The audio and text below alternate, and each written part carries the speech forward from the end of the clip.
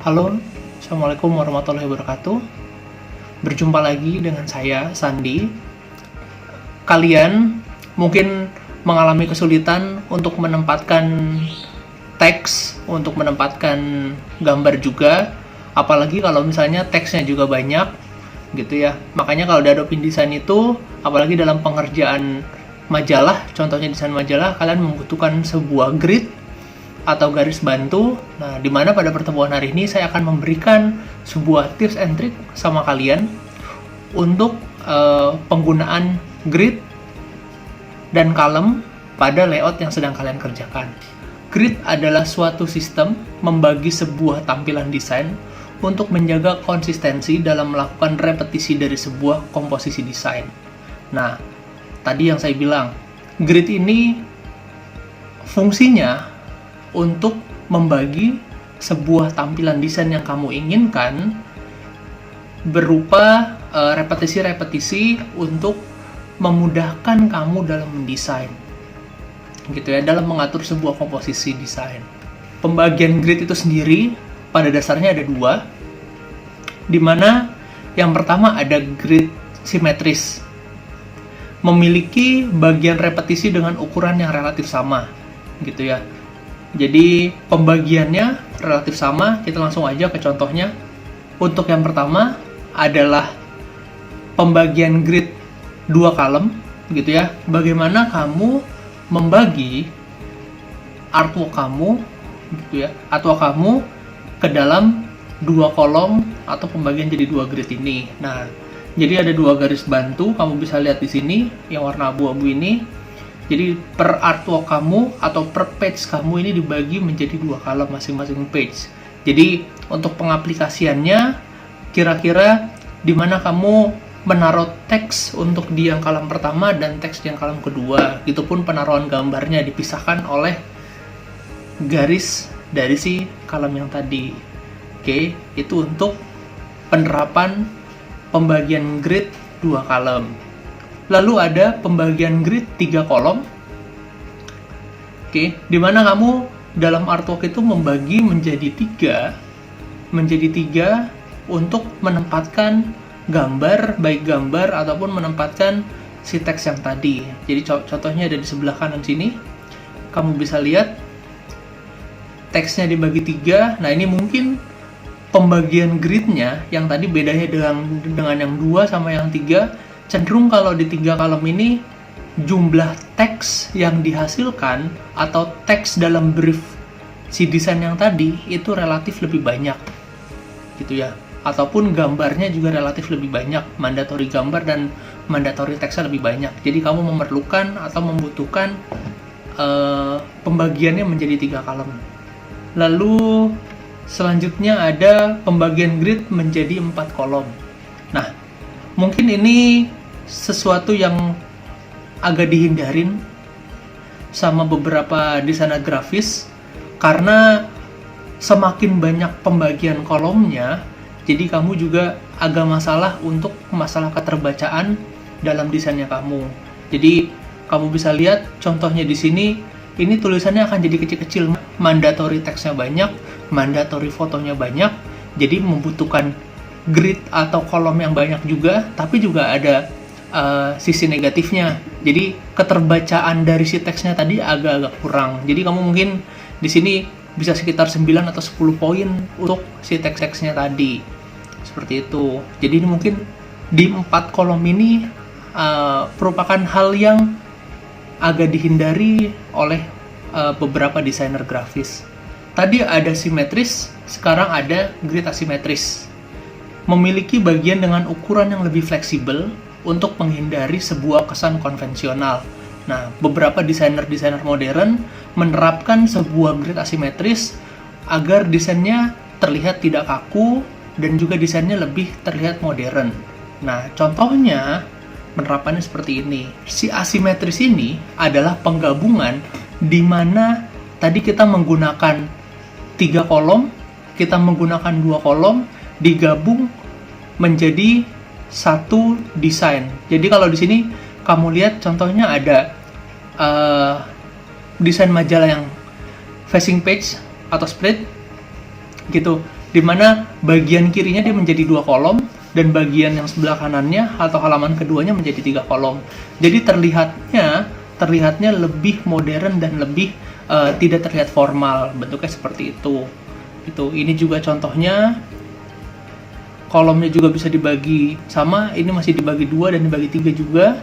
Nah, ini juga penerapannya juga ada yang dibagi 3 dan ini dibagi 4 penerapannya gitu. Nah, untuk di grid asimetris yang tadi saya bilang, beberapa desainer grafis modern ini menerapkannya dalam membuat sebuah desain majalah seperti itu. Jadi memang meninggalkan kesan-kesan yang formal tadi.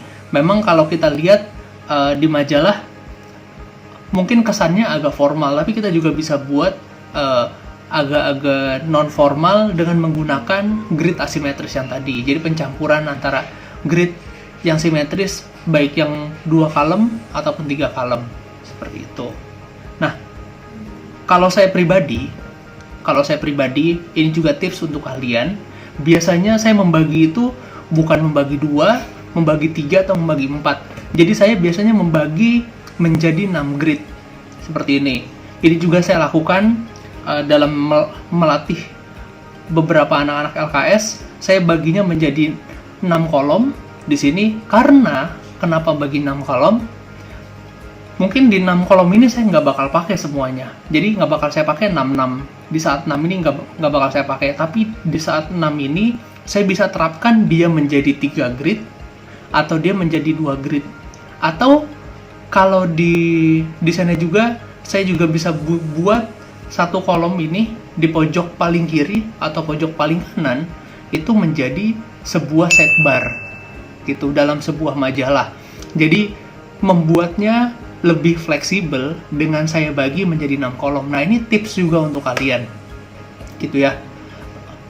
Nah, di saat tadi mungkin bingung mau dibagi 3 apa mau dibagi 2. Jadi kalau usul saya mendingan dibagi 6 dulu.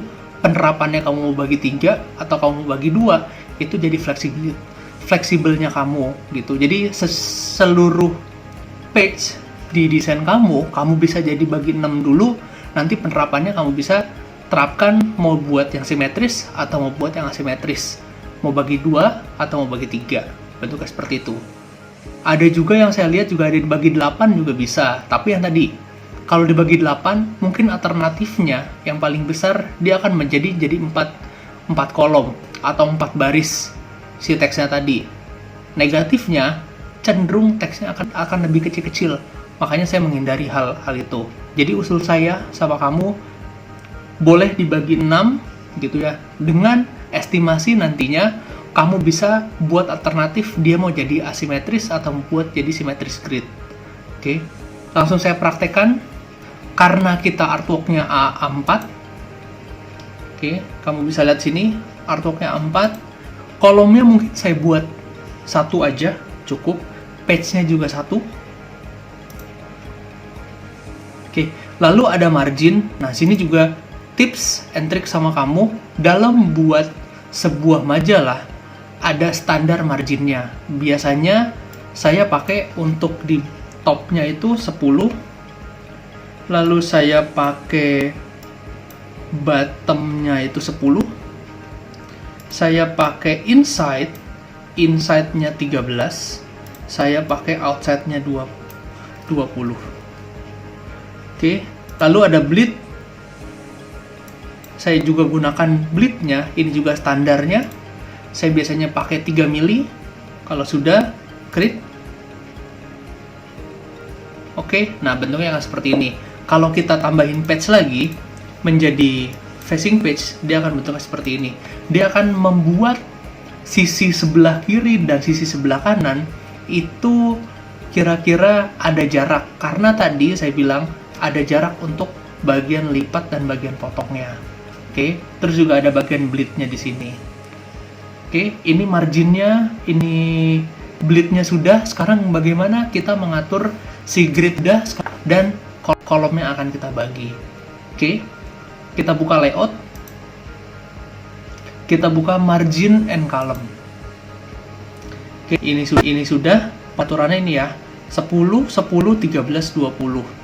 Numbernya saya bagi menjadi 6. Oke, nah kalau kamu lihat kenapa di sini yang terseleksi cuman page 3? Karena kita cuman klik di sini page 3 aja. Jadi kalau kamu mau pakai Amaster boleh. Jadi setting dulu di Amaster, baru kamu terapkan otomatis di masternya. Atau caranya kamu select semua page-nya, ya, lihat warna biru semua sudah terselect, baru kamu klik margin and column. Kita bagi dia menjadi 6. Oke, gutternya biarin jaraknya sekitar segini kalau sudah oke. Nah, kita sudah dapat sebuah garis bantu untuk memudahkan kamu dalam desain. Nah, jadi kalau sudah begini, sudah enak. Kamu mau taruh nih ya, sebagai contoh, misalnya saya mau taruh si gambarnya kira-kira bentuknya seperti ini. Oke, mempunyai full grid, atau saya ingin kurangi, nah, saya cuma pakai 4 aja.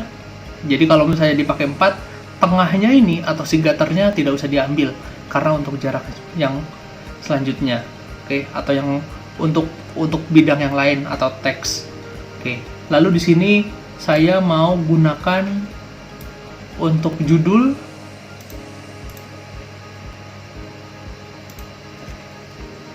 Oke,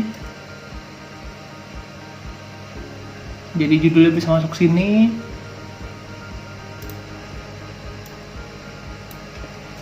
Nah, ini kan akan lebih enak.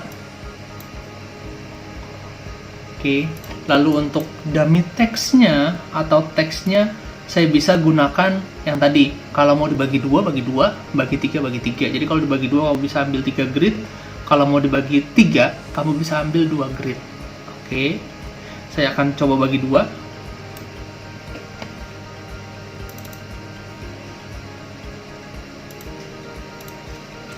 Oke.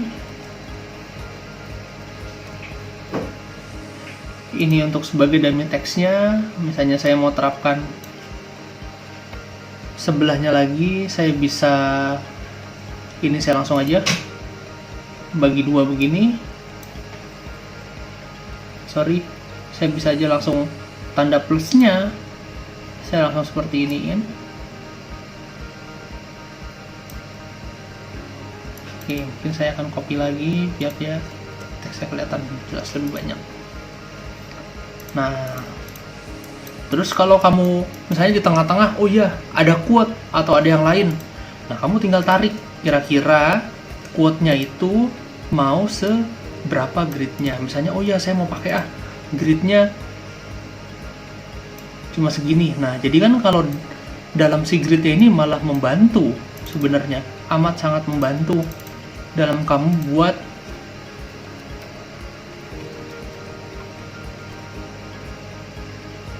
ini, misalnya nih sebagai quote tuh. Oke, saya lanjutkan lagi. Oke, sekarang kita nonaktifkan gridnya, Ctrl titik 2. Oke, nah kira-kira ini dia yang bisa saya kasih lihat sama kamu dengan tadi tips and triknya. Apakah harus bagi 2, apakah harus bagi 3, sekalian aja bagi 6 kolom. Kamu akan buat sebuah desain grid asimetris seperti itu ya. Dengan pembagiannya kamu bisa bagi 2 atau kamu bisa bagi 3. Semoga video ini membantu kamu.